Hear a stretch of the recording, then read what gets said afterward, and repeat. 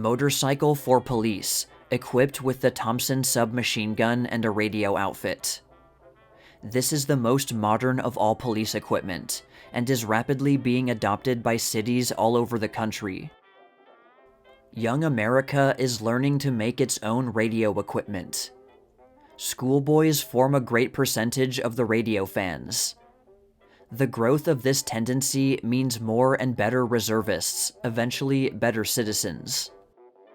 By means of this portable transmitting and receiving set, radio reservists are able to communicate with each other and with headquarters while en route.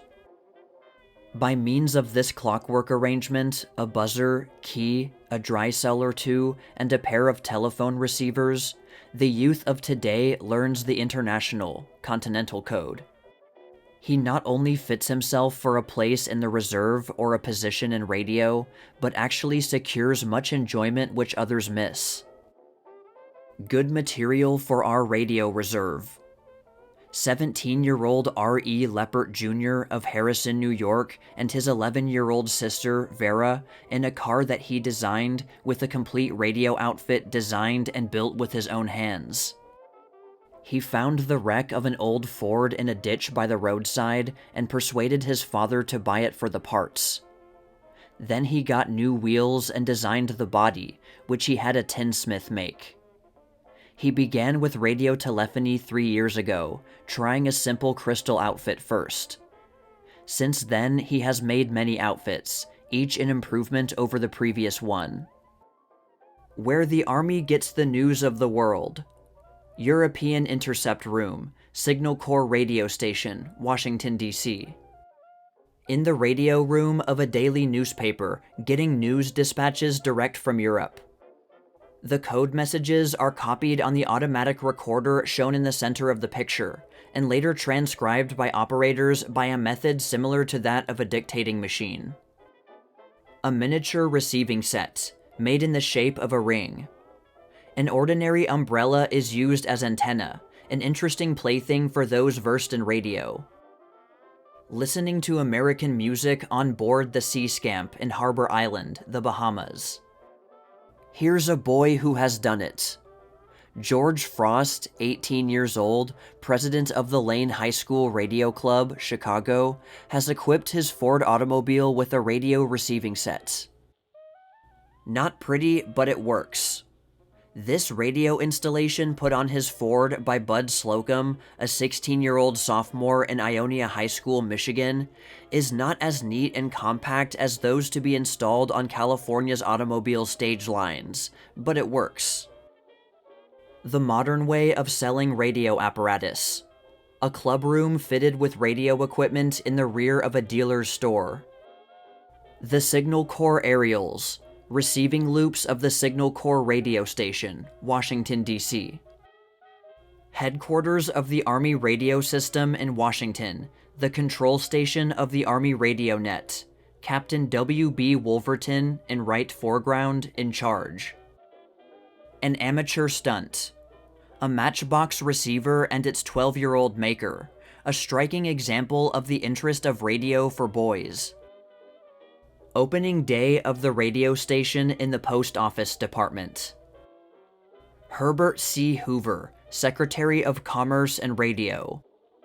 This is not his official title, but the Department of Commerce is authorized by law to regulate radio traffic in all its forms, and in this capacity it is going to come into immediate contact with the whole public as the whole public becomes radio receivers.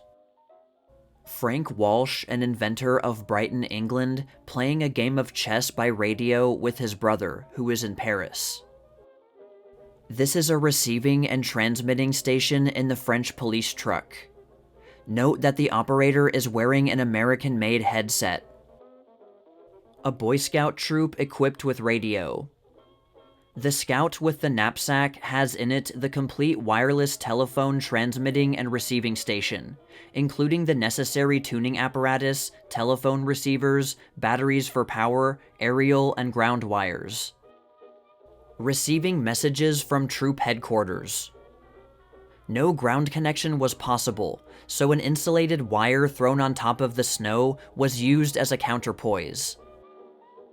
Although told that it could not be done, this radio enthusiast operates a loudspeaker downstairs from his upstairs receiving set, the two being connected by 75 feet of flexible cord. An amateur radio convention.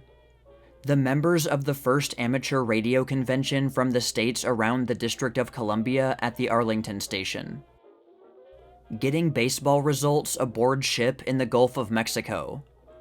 A combination of radio and a typewriter will soon spread the news to all the ship's company. One of the attractions at the New York radio show.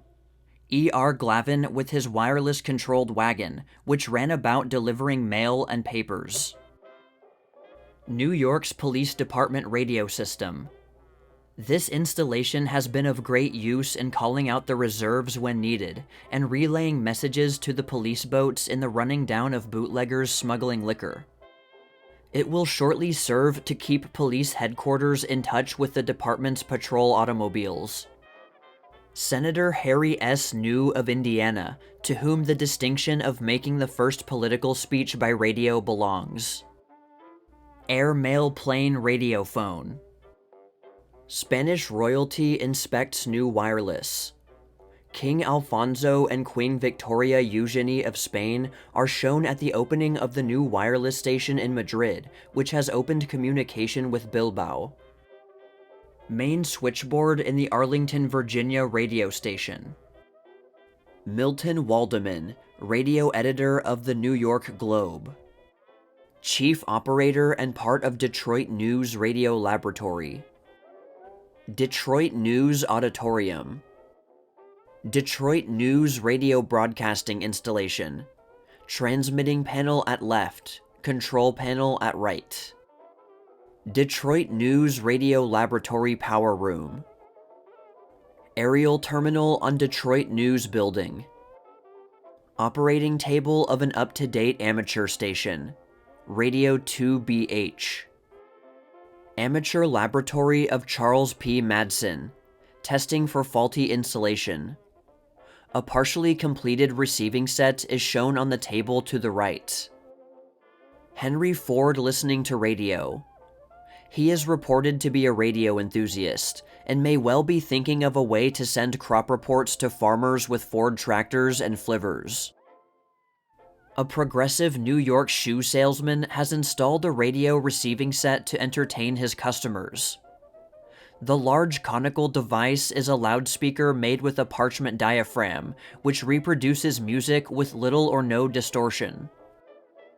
At the seashore or away in the mountains, it is now possible to be in almost constant communication with the city. This portable radio set has a receiving range of several hundred miles, and a transmitting range of 4 or 5 miles. Recent tests have proven that communication between moving trains and land stations along the route is now practical, and Edgar Sisson Jr. is here shown operating the outfit on Lackawanna Train No. 3. Just a small part of the audience. Small in stature, but not in enjoyment. 3 youngsters of Morrisville, Pennsylvania listening to a concert. Convalescing to the strains of radio music. Hearing his first opera.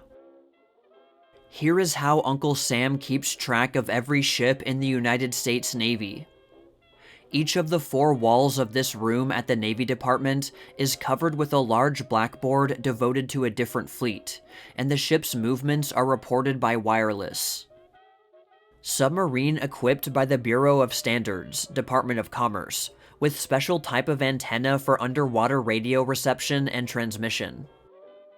Alexander Graham Bell, finding his own invention a source of annoyance, had it removed from his room in favor of a radio receiver.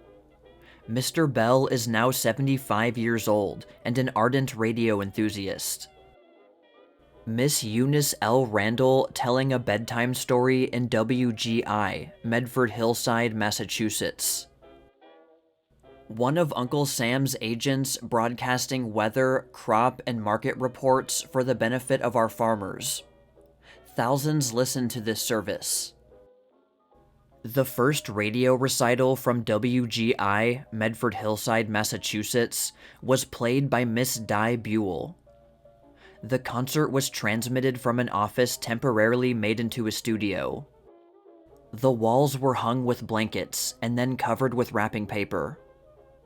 The sound was caught by the large megaphone, which at the time of the concert was at the extreme end of the sounding board of the piano.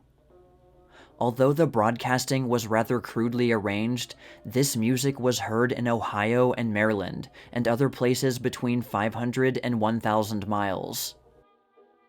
Thomas McGranahan, Regina Vicarino, and Percy Hemis singing The Impresario for the invisible audience.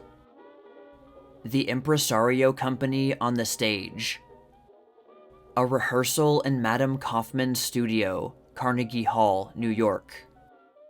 Through an arrangement with Hoot Funken Company, the Berlin Stock Exchange has installed radio in its office for supplementing the ticker. The operator on the left is transmitting reports. The man at the right is receiving reports by radio and forwarding them to an associate over an ordinary landline telephone. The microphone in the pulpit of Calvary Church, Pittsburgh, Pennsylvania. Note its location and the felt padding used to guard it against vibration. Amplifying box and switches leading to the various microphones located in different parts of Calvary Church. An operator, in this photograph W. Rogers, sits up with the choir and throws the switches to open the proper microphones at the right times. William Jennings Bryan as he looked preaching his famous sermon, All, to the congregation of the Point Breeze Presbyterian Church, Pittsburgh, Pennsylvania, and by radio to unseen thousands. Note the microphone just under the pulpit lamp. Mr. Bryan received more than 5,000 letters about this, his first sermon by radio. A receiving outfit of which the parts are screwed to a tabletop and reduced to simple form. At the extreme left is the A battery switch. Then come the duo-lateral coils, the primary and secondary condensers, and the detector and amplifier bulbs with their accessories. The 6 binding posts on the right are so arranged that 3 headsets may be connected at one time. Behind them is a double-throw switch for cutting in the loudspeaker. This radio regenerative receiving set, built by A.C. Phillips, Hempstead, New York, has proved very effective. The antenna is composed of 4 strands of solid copper wire spaced 2 feet, 80 feet long, with a 21-foot lead-in. Height 51 feet. A homemade inductance wound on cardboard is used, with movable secondary and taps on primary. A homemade variometer is used in the circuit as a tickler. The detector and 2-step amplification is made of standard parts. Double pole, double throw switches connect to honeycomb coils for long wavelengths. The following stations have been regularly and plainly heard: WJZ, WGI, WBZ, WGY, WWZ, KDKA, WDL, NOF, 2XJ, IBKA, WYEB. The layout was arranged after a great deal of experimenting with different makes of different parts, and left as shown owing to the fact that results were most satisfactory. 6 sets of phones connected in series around the receiving room afford convenience and comfort for those who listen in.